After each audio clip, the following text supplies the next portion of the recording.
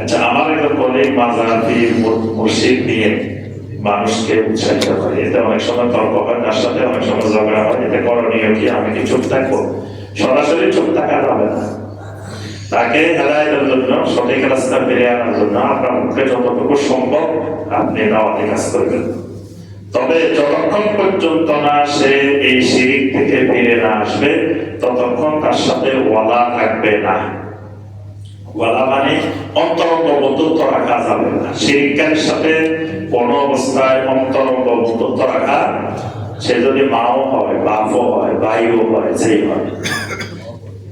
নবী সাল্লাল্লাহু আলাইহি ওয়াসাল্লামের শ্বশুর উম্মে হাবিবা রাদিয়াল্লাহু তাআলার আব্বা নাম কি? আবু সুফিয়ান।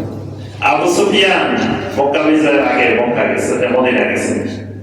উম্মে হাবিবা রাদিয়াল্লাহু তাআলা আনহা যখন বাপ করে ঢুকছে, বলছে হাযা ফিরাশু রাসূলিল্লাহ সাল্লাল্লাহু আলাইহি ওয়াসাল্লাম ওয়া আনতা মুশরিকুন নাজাসুন।